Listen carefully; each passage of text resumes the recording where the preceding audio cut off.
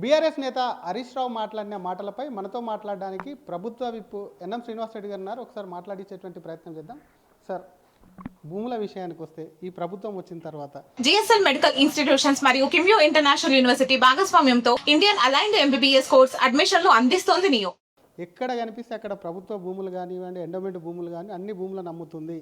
గతంలో ముఖ్యమంత్రి కూడా అపోజిషన్ లీడర్గా ఉండి ఆయన పీసీసీగా ఉన్నప్పుడు భూములు అమ్మము అని ప్రశ్నించారు. ఇప్పుడేమో అమ్ముతున్నారంటారు. ఏం చెప్తారు సార్? ఇప్పుడు బీఆర్ఎస్ నాయకుల ద్వంద్వ వైఖరి ప్రతి దాంట్లో కనబడతా ఉంది. Double standards. ముఖ్యంగా హరీష్ రావు గారు మాట్లాడే మాటలన్నీ కూడా ఆయన అధికారంలో ఉన్నప్పుడు ఏం మాట్లాడిండు, ఇప్పుడేం మాట్లాడుతున్నాడని చూసుకుంటే నిజం తెలిసిపోతుంది. వాస్తవంగా ఈరోజు తెలంగాణలో ఉన్న పరిస్థితి ఏంది అంటే, వాళ్ళు చేసిన దుబారా ఖర్చుకు, వాళ్ళు తీసుకొచ్చిన అప్పులకు సంవత్సరానికి 75,000 కోట్ల రూపాయలు ఇంట్రెస్ట్ అసలు కట్టాల్సిన పరిస్థితి. అలాగే సంక్షేమ కార్యక్రమాలు, రైతు భరోసా కావచ్చు, రుణమాఫీ కావచ్చు, మహిళలకు ఆర్టీసీ ఉచిత ప్రయాణము, తర్వాత 24 గంటల ఉచిత కరెంటు, ఇవన్నీ కూడా మేము అమలు చేస్తూ ఉన్నాం. వాళ్ళకున్న రెవెన్యూ జనరేషన్ కంటే వాళ్ళు ఉన్నప్పుడు ఇప్పుడు రెవెన్యూను కూడా పెంచే ప్రయత్నం చేస్తూ ఉన్నాం. ఇటువంటి సందర్భంలో మనకు రైతాంగాన్ని కానీ మహిళలను కానీ ఇవన్నిటి వాళ్ళని ఆదుకోవడానికి ఖచ్చితంగా ఉన్న వనరులను మానిటైజ్ చేసుకునే అవసరం ఉంటుంది. కేంద్రమైనా రాష్ట్ర ప్రభుత్వాలైనా, లేదు ఇంకే రాష్ట్రమైనా అదే పని చేస్తుంది. వాళ్ళు చేయలేదా ఆ పని? వాళ్ళు భూములను అమ్మలేదా? రాయదుర్గంలో గచ్చిబౌలిలో అమ్మకానికి మొదలు పెట్టిందే వాళ్ళు కదా. 100 కోట్ల రూపాయలు పలికింది అని చెప్పి కేటీఆర్ గారు మొత్తం ట్విట్టర్లో పెట్టి దేశమంతా అడ్వర్టైజ్మెంట్లు వేసుకున్నాడు కదా. హైదరాబాద్ గ్రోత్కు ఇదే నిదర్శనం. 100 కోట్ల రూపాయలను అమ్ముకొని ఆ పైసలు తీసుకొని సంక్షేమ కార్యక్రమాలకు వాడుకున్నారు కదా. అలాగే ఔటర్ రింగ్ రోడ్ను అమ్ముకున్నారు కదా ఎలక్షన్ కంటే ముందు, రైతు భరోసా కోసం, రైతు బంధు కోసం. ఈరోజు మేము సంక్షేమాన్ని కంటిన్యూ చేస్తూనే భవిష్యత్తు కోసం ఆలోచన చేస్తూ ఉన్నాం. వాళ్ళు ఏ రోజు కూడా భవిష్యత్ తరాల కోసం కానీ తెలంగాణ భవిష్యత్తు కోసం ఆలోచన చేయలే. వాళ్ళు నెక్స్ట్ ఎలక్షన్ కోసం ఆలోచన చేసారు. కానీ ఈరోజు కాంగ్రెస్ ప్రభుత్వం కానీ రేవంత్ రెడ్డి గారు కానీ రేపు ఇప్పుడు చదువుకుంటున్న పిల్లలకు భవిష్యత్తులో ఉద్యోగ భద్రత ఎట్లా మనకు కంపెనీలను తీసుకురావాలా, ఎట్లా హైదరాబాద్కి అనుగుణంగా ఒక ఫ్యూచర్ సిటీ నిర్మాణం చేయాలి, 10 లక్షల ఉద్యోగాల కల్పన ఎట్లా చేయాలి, మంచినీళ్ళను గోదావరి నుంచి నీళ్ళని ఎట్లా తీసుకురావాలా, మూసి ప్రక్షాళన ఎట్లా చేయాలి, ఎన్విరాన్మెంట్ ఎట్లా బాగుండాలి, జీసీసీ కంపెనీలను ఎట్లా తేవాలి, పిల్లల ఎడ్యుకేషన్ స్టాండర్డ్స్ని ఎట్లా తీసుకురావాలా, పాలమూరు రంగాడి ప్రాజెక్ట్ని ఎట్లా తొందరగా కంప్లీట్ చేయాలి, ఇవన్నిటి గురించి ఆలోచన చేస్తూ ఉన్నాం. ఏది మంచి పని చేసినా కూడా రుడాలీ బ్యాచ్ లాగా వీళ్ళు ఏడవడం అనేది పరిపాటు అయిపోయింది. ఇక ఎంత ఏడ్చినా కూడా ప్రజలకు మేలు జరుగుతూ ఉంది, ప్రజలు సంతోషంగా ఉన్నారు. వానలు రావద్దని చెప్పి వాళ్ళు కోరుకున్నారు, పూజలు చేసినారు. ఇంత ఎల్నినో ఎఫెక్ట్లో కూడా ఆ కరువు ప్రభావం తగ్గించే విధంగా భగవంతుడు మన మీద కనికరం చూపిస్తూ ఉన్నాడు. మా మనసు మంచిగా ఉంది, మేము ప్రజలకు మంచి చేస్తున్నాం కాబట్టి ప్రకృతి కూడా మనకు సహకారం చేస్తూ ఉంది. 10 సంవత్సరాలు మీరు వెలగబెట్టింది ఏందో ఈరోజు అందరికీ తెలుసు. ఇక మళ్ళా ప్రతి దాంట్లో లైమ్లైట్లో ఉండాలని చెప్పి ఏదో ఒకటి మాట్లాడితే ప్రజల్లో పలచన కావడం ఖాయం. కానీ ఫ్యూచర్ సిటీకి సంబంధించినటువంటి అంశంలో మీరేమో ప్రతిష్టాత్మకంగా తీసుకున్నారు, కంపెనీలను రాబడుతున్నామన్నారు.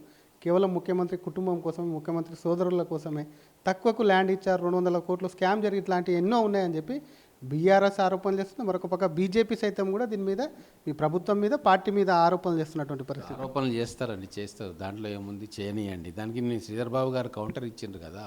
వాళ్ళ హయాంలో ఇచ్చిన రేటు కంటే ఎన్నో రేట్లు పెంచి ఈరోజు ఇచ్చినాం.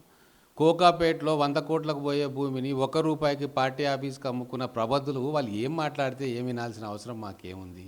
ఏది ఉన్నా పారదర్శకంగా చేస్తున్నాం, బిడ్డింగ్ ప్రాసెస్లో చేస్తూ ఉన్నాము. అది ముఖ్యమంత్రి గారు తమ్ముడా ఇంకొకరా అనేది అప్రస్తుతం. గతంలో కేటీఆర్ గారే ఎన్నోసార్లు చెప్పిండ్రు, మేము బిజినెస్లు చేయొద్దా, మా వాళ్ళు బతకొద్దా అని. కాబట్టి ఈ రాష్ట్రంలో కేసీఆర్కు బిజినెస్ చేసే హక్కు ఉంది, కేటీఆర్కు హక్కు ఉంది, అట్టనే బీజేపీ నాయకుల కుమారులకు కానీ కొడుకులకు కానీ వాళ్ళ కుటుంబాలకు కానీ బతికే హక్కు ఉంది. అట్టనే రేవంత్ రెడ్డి గారి కుటుంబ సభ్యులు కూడా బిజినెస్ చేయడానికి హక్కు ఉంది. వాళ్ళు ఈరోజే బిజినెస్ ఏం చేయలేదు. ఈరోజే రేవంత్ రెడ్డి గారు అధికారంలోకి రాగానే హెలికాప్టర్లో కానీ ఫ్లైట్లను దిగిరాలేదు. ఎట్లయితే కేసీఆర్ గారు కేంద్ర మంత్రి కాగానే కేటీఆర్ ఫ్లైట్లో దిగొచ్చిండో ఇక్కడికి, అట్లేం రాలేదు కదా. వాళ్ళు ఇక్కడనే ఉన్నారు, ఈయనే బిజినెస్ చేస్తూ ఉన్నారు, మన కళ్ళ ముందే ఉన్నారు. ఆ బిజినెస్లలో ఖచ్చితంగా వాళ్ళు ఎప్పటి నుంచో చేసుకుంటారు. వాళ్ళు ఉన్నదే రియల్ ఎస్టేట్ బిజినెస్లో, ఇది అందరికీ తెలిసిన విషయమే. బిడ్డింగ్ ప్రాసెస్లో తీసుకున్నారు. వాళ్ళు ఇచ్చిన ఆఫర్ చేసిన దానికంటే, గవర్నమెంట్ ఆఫర్ చేసిన దానికంటే ఎక్కువ బిడ్ చేసుకున్నారు. దాంట్లో ఏముంది, అంతా ట్రాన్స్పరెంట్గా ఉంది. ఇప్పుడు దీంట్లో ఆక్షేపణ చేయడానికి ఏమీ లేదు. నిరాధారమైన ఆరోపణలు చేస్తూ ఉన్నారు. పబ్బం గడుపుకోవడానికి, హెడ్లైన్స్లో ఉండడానికి మేము పోరాటం చేస్తున్నాం గవర్నమెంట్ మీద ప్రజల పక్షాన అని చెప్పి ప్రజలను మభ్యపెట్టడానికి ప్రయత్నం చేస్తూ ఉన్నారు. మరొక పక్క కేసీఆర్ రావాలని పదే పదే మీ నేతలు చాలాసార్లు మీరు కూడా అంటున్నారు. మేము కేసీఆర్ అసెంబ్లీకి రావాలని, మేము సరిపోతాము, వీళ్ళకు రేవంత్ రెడ్డికి సరిపోతాం, ఈ కాంగ్రెస్కు సరిపోతాం అని చెప్పి కేటీఆర్, హరీష్ రావు ముందు మాతో గెలవండి అని చెప్పి వాళ్ళు కూడా సవాళ్ళు విసురుతున్నారు సార్. వాళ్ళందరితోటే గెలిచే వచ్చింది కదా రేవంత్ రెడ్డి. కట్టగట్టుకొని వాళ్ళను రాజకీయంగా సావుదెబ్బ కొట్టే కదా ఈరోజు ముఖ్యమంత్రి స్థానాన్ని అధిష్ఠించారు.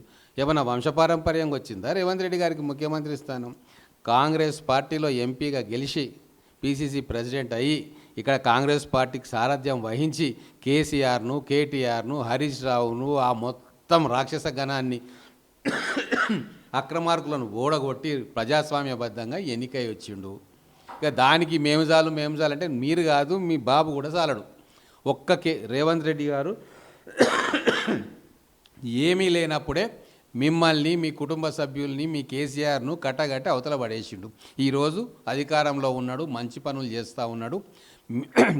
హరీష్ రావు గారు కానీ, కేటీఆర్ గారు కానీ, కేసీఆర్ కానీ అంతకు పదింతలు పెద్దోళ్ళు వచ్చినా కూడా ఈడ పీకేదేం లేదు. రేవంత్ రెడ్డి గారికి ఆయన నష్టపరిచేది కూడా ఏం లేదు. ఈ ప్రభుత్వం మీద, పార్టీ మీద ఆరోపణలు చేస్తున్నటువంటి పరిస్థితి. ఆరోపణలు చేస్తారు, దాంట్లో ఏముంది, చేయనియండి. దానికి నేను శ్రీధర్ బాబు గారు కౌంటర్ ఇచ్చిండ్రు కదా. వాళ్ళ హయాంలో ఇచ్చిన రేటు కంటే ఎన్నో రేట్లు పెంచి ఈరోజు ఇచ్చినాం. కోకాపేటలో 100 కోట్లకు పోయే భూమిని ₹1 పార్టీ ఆఫీస్కి అమ్ముకున్న ప్రబుద్ధులు వాళ్ళు ఏం మాట్లాడితే ఏమి వినాల్సిన అవసరం మాకేముంది? ఏదున్నా పారదర్శకంగా చేస్తున్నాం, బిడ్డింగ్ ప్రాసెస్లో చేస్తూ ఉన్నాము. అది ముఖ్యమంత్రి గారు తమ్ముడా, ఇంకొకరా అనేది అప్రస్తుతం. గతంలో కేటీఆర్ గారే ఎన్నోసార్లు చెప్పిండ్రు, మేము బిజినెస్లు చేయొద్దా, మా వాళ్ళు బతకొద్దా అని. కాబట్టి ఈ రాష్ట్రంలో కేసీఆర్కు బిజినెస్ చేసే హక్కు ఉంది, కేటీఆర్కు హక్కు ఉంది. అట్టనే బీజేపీ నాయకుల కుమారులకు కానీ, కొడుకులకు కానీ, వాళ్ళ కుటుంబాలకు కానీ బతికే హక్కు ఉంది. అట్టనే రేవంత్ రెడ్డి గారి కుటుంబ సభ్యులు కూడా బిజినెస్ చేయడానికి హక్కు ఉంది. వాళ్ళు ఈరోజే బిజినెస్ ఏం చేయలేదు. ఈరోజే రేవంత్ రెడ్డి గారు అధికారంలోకి రాగానే హెలికాప్టర్లో కానీ ఫ్లైట్లను దిగిరాలేదు. ఎట్లయితే కేసీఆర్ గారు కేంద్ర మంత్రి కాగానే కేటీఆర్ ఫ్లైట్లో దిగొచ్చిండో ఇక్కడికి, అట్లేం రాలేదు కదా. వాళ్ళు ఇక్కడనే ఉన్నారు, ఈయనే బిజినెస్ చేస్తూ ఉన్నారు, మన కళ్ళ ముందే ఉన్నారు. ఆ బిజినెస్లలో ఖచ్చితంగా వాళ్ళు ఎప్పటి నుంచో చేసుకుంటారు. వాళ్ళు ఉన్నదే రియల్ ఎస్టేట్ బిజినెస్లో, ఇది అందరికీ తెలిసిన విషయమే. బిడ్డింగ్ ప్రాసెస్లో తీసుకున్నారు. వాళ్ళు ఆఫర్ చేసిన దానికంటే, గవర్నమెంట్ ఆఫర్ చేసిన దానికంటే ఎక్కువ బిడ్ చేసుకున్నారు. దాంట్లో ఏముంది, అంత ట్రాన్స్పరెంట్గా ఉంది. ఇప్పుడు దీంట్లో ఆక్షేపణ చేయడానికి ఏమీ లేదు. నిరాధారమైన ఆరోపణలు చేస్తూ ఉన్నారు. పబ్బం గడుపుకోవడానికి, హెడ్లైన్స్లో ఉండడానికి మేము పోరాటం చేస్తున్నాం గవర్నమెంట్ మీద ప్రజల పక్షాన అని చెప్పి ప్రజలను మభ్యపెట్టడానికి ప్రయత్నం చేస్తూ ఉన్నారు. మరొక పక్క కేసీఆర్ రావాలని పదే పదే మీ నేతలు చాలాసార్లు మీరు కూడా అంటున్నారు. మేము కేసీఆర్ అసెంబ్లీకి రావాలని, మేము సరిపోతాము, వీళ్ళకు రేవంత్ రెడ్డికి సరిపోతాం, ఈ కాంగ్రెస్కు సరిపోతాం అని చెప్పి కేటీఆర్, హరీష్ రావు ముందు మాతో గెలవండి అని చెప్పి వాళ్ళు కూడా సవాళ్ళు విసురుతున్నారు సార్. వాళ్ళందరితోటే గెలిచే వచ్చింది కదా రేవంత్ రెడ్డి. కట్టగట్టుకొని వాళ్ళను రాజకీయంగా సావుదెబ్బ కొట్టే కదా ఈరోజు ముఖ్యమంత్రి స్థానాన్ని అధిష్ఠించారు. ఏమన్నా వంశపారంపర్యంగా వచ్చిందా రేవంత్ రెడ్డి గారికి ముఖ్యమంత్రి స్థానం? కాంగ్రెస్ పార్టీలో ఎంపీగా గెలిచి పిసిసి ప్రెసిడెంట్ అయ్యి ఇక్కడ కాంగ్రెస్ పార్టీకి సారథ్యం వహించి కేసీఆర్ను, కేటీఆర్ను, హరీష్ రావును, ఆ మొత్తం రాక్షస గణాన్ని అక్రమార్కులను ఓడగొట్టి ప్రజాస్వామ్యబద్ధంగా ఎన్నికై వచ్చిండు. ఇక దానికి మేము చాలు అంటే మీరు కాదు, మీ బాబు కూడా చాలడు. రేవంత్ రెడ్డి గారు ఏమీ లేనప్పుడే మిమ్మల్ని, మీ కుటుంబ సభ్యుల్ని, మీ కేసీఆర్ను కట్టగట్టి అవతల పడేసిండు. ఈరోజు అధికారంలో ఉన్నాడు, మంచి పనులు చేస్తూ ఉన్నాడు. హరీష్ రావు గారు కానీ, కేటీఆర్ గారు కానీ, కేసీఆర్ కానీ అంతకు పదింతలు పెద్దోళ్ళు వచ్చినా కూడా ఈడ పీకేదేం లేదు. రేవంత్ రెడ్డి గారికి ఆయన నష్టపరిచేది కూడా ఏం లేదు. Thank you sir.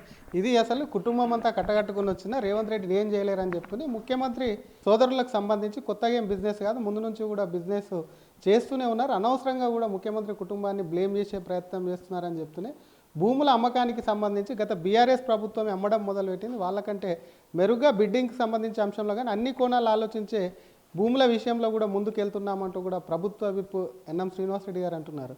కెమెరామెన్ రాజుతో శ్రీధర్ RTV, హైదరాబాద్.